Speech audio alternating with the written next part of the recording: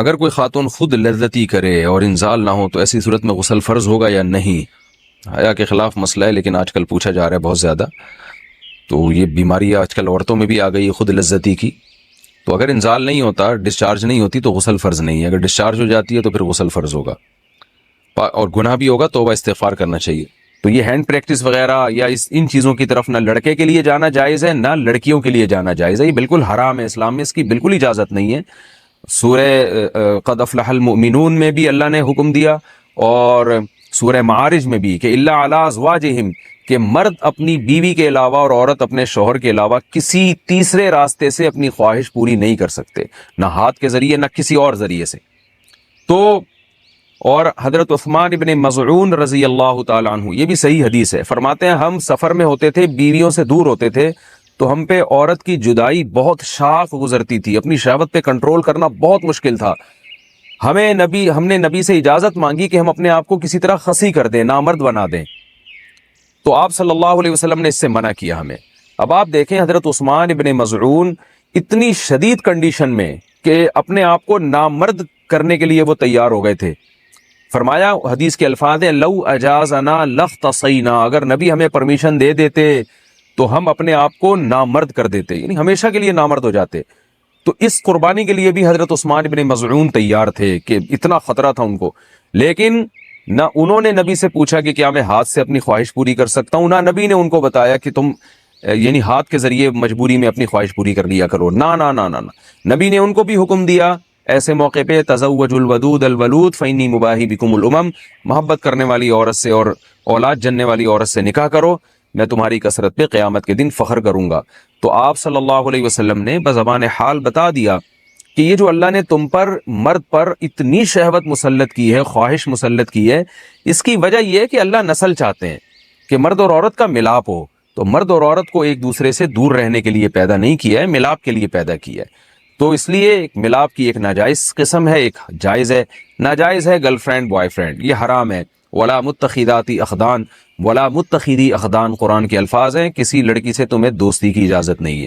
اور جائز طریقہ کیا ہے جو سورہ مومنون میں اور سورہ معارج میں اللہ نے بیان کیا، الا علی ازواجہم، کہ اپنی بیوی بنا کے اپنی خواہش اس سے پوری کرو.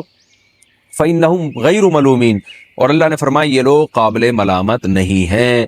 اگر نکاح کے ذریعے آپ خواہش پوری کرو گے تو آپ کو دنیا تو ملامت کرے گی، لیکن اللہ کی نظر میں آپ کو سرٹیفکیٹ مل گیا کہ آپ قابل ملامت نہیں ہیں. یہی وجہ ہے کہ علماء نے لکھا ہے کہ جو بیوی کے ذریعے بھی اپنی خواہش پوری کرے نکاح کر کے، اسے ملامت کرنا، اسے تانا دینا، اس پہ کفر کا خطرہ ہے، کیونکہ اللہ نے اس کو سرٹیفکیٹ دے دیا کہ بھئی یہ قابل ملامت نہیں ہے. تو اپنی جانوں پہ ہم سب کو رحم کرنا چاہیے. زنا معاشرے میں بہت تیزی سے پھیل رہا ہے. کو ایجوکیشن سسٹم نے تو ہمارے فیملی سسٹم کو تباہ و برباد کر دیا ہے. تو اللہ میاں نے جو اجازت دی ہے، الا علی ازواجہم او ما ملکت ایمانہم، اور کیا فرمایا، فمن ابتغى وراء ذلک، جو نکاح کے علاوہ، اللہ نے ذالکہ جو ہے نا اس میں اشارہ ہے، ہاتھ سے اشارے کے وقت یہ ذالکہ کا لفظ استعمال کیا جاتا ہے. گویا اللہ نکاح کی طرف نا، بیوی کی طرف اشارہ کر کے کہہ رہے ہیں کہ اس کے علاوہ کوئی اور راستہ اگر تم نے اختیار کیا. یہ کیوں گویا ہاتھ سے اشارہ کیوں؟ پتہ چل جائے بس یہی حلال ہے، ہینڈ پریکٹس حلال نہیں ہے تمہارے لیے. اسی طرح کسی اور راستے سے اپنی خواہش پوری کرنا حلال نہیں ہے تمہارے لیے. تو اس لیے اللہ نے بتایا صرف یہ بیوی ہے، صرف یہ ہے، اس کے علاوہ کوئی بھی راستہ اختیار کرو گے فَأُولَئِكَ هُمُ الْعَادُونَ، یہ لوگ اللہ کی حدود کو توڑنے والے ہیں. تو یاد رکھیں، کسی مفتی کے فتوے کی بیس پہ یا کسی اسکالر کے فتوے کی بیس پہ اس کو جو ہینڈ پریکٹس ہے اس کو حلال کرنے کی اجازت نہیں ہے. قرآن میں اللہ نے بہت واضح فتویٰ دیا ہوا ہے اس بارے میں. تو اس لیے آج کل نوجوان بہت تیزی سے اس طرف جا رہے ہیں، تو بہت احتیاط کی ضرورت ہے اس میں. یہ نوجوانوں کا مسئلہ ہے، آج کل بہت زیادہ پوچھتے ہیں کہ جی ہینڈ پریکٹس کی عادت پڑ جاتی ہے، تو کہتے ہیں میں نے یوٹیوب پر اس عمل سے بچنے کے لیے کافی سرچ کیا کہ کوئی طریقہ مجھے مل جائے، لیکن صرف وظیفے ہی بتائے گئے ہیں. تو کیا اس سے بچنے کے لیے صرف وظیفے کام آتے ہیں؟ کوئی اور حل ہے؟ انڈیا سے کسی نے پوچھا. یہ مسئلہ یہ ہے کہ یہ وظیفوں سے نہیں چھوٹتی یہ بیماری، وظیفوں سے تو اس کا کوئی تعلق نہیں ہے. سب سے پہلی بات تو یہ جلد سے جلد شادی کریں. آپ کا نکاح نہ کرنے کے یہ وبال ہیں کہ انسان الٹے سیدھے کاموں میں لگ جاتا ہے. ایک بات تو یہ. دوسرا، اپنا کانسیپٹ کلیئر کریں اس بارے میں. آج کل بعض ڈاکٹر اس کو بہت پروموٹ کر رہے ہیں اور کہہ رہے ہیں اس سے صحت کو کوئی نقصان نہیں ہوتا. تو یہ بات بالکل غلط ہے، اس سے صحت کو نقصان ہوتا ہے. اس بارے میں ایک اور ڈاکٹروں کی رائے بھی یہی ہے، یہ نہیں جو میں بات کر رہا ہوں، اس کو بھی ڈاکٹر اس کی تائید کرتے ہیں. بعض ڈاکٹر کہتے ہیں اس سے نقصان ہوتا ہے. اور سب سے بڑی بات یہ کہ ڈاکٹروں کی تحقیق بدلتی رہتی ہے. ایک چیز جو نیچر کے خلاف ہے، ایک چیز جس سے اسلام نے روکا ہے، وہ صحت کے لیے مفید نہیں ہو سکتی. ایک پروسیس رکھا ہے نا، ایک نیچرل پروسیس رکھا ہے، آپ اس سے ہٹ کے کسی اور طرح سے اپنے آپ کو ڈسچارج کرنا شروع کر دیں تو یہ کیسے پاسبل ہے کہ نقصان نہیں ہوگا؟ ڈاکٹر کہہ رہے ہیں نقصان نہیں ہے، کل یہی ڈاکٹر کہیں گے تباہی بربادی ہو رہی ہے. تو پہلی بات تو اپنا ایک کانسیپٹ کلیئر کریں کہ اس سے صحت کو نقصان ہوتا ہے. کیونکہ اگر آپ نے یہ مان لیا نا کہ نقصان نہیں ہوتا تو پھر موٹیویشن اور زیادہ کمزور ہو جاتی ہے. اس سے انسان کہتا ہے کہ کوئی نقصان تو ہے نہیں تو کرتے رہو. تو آخرت کا تو نقصان ہے، دنیا کا بھی اس میں نقصان ہے آپ کا، اور وہ نقصان مینٹلی بھی نقصان ہوتا ہے اور باڈی کو بھی نقصان ہوتا ہے. اس پہ میں دلائل سے کلپ ریکارڈ کروا چکا ہوں، ابھی میں اس کی ڈیٹیل میں نہیں جاؤں گا. آپ میرا وہ کلپ سن سکتے ہیں، یوٹیوب چینل پہ موجود ہے وہ، کہ اس سے باڈی کو، صحت کو کیا کیا نقصانات ہوتے ہیں. اور یہ جو ڈاکٹر لوگ کہہ رہے ہیں نا کوئی نقصان نہیں، بالکل غلط کہہ رہے ہیں. کل کہہ دیں گے کہ نقصان ہے. سائنس کی تحقیقات بدلتی رہتی ہیں اور بہت سے ڈاکٹر کہہ بھی رہے ہیں کہ نقصان ہے اس سے. تو دوسری بات یہ کہ اس کو ایک تو عزم کرنا ہے کہ آپ نے اس کو چھوڑنا ہے. جب تک آپ پکا عزم نہیں کرتے کوئی کام ہوتا نہیں.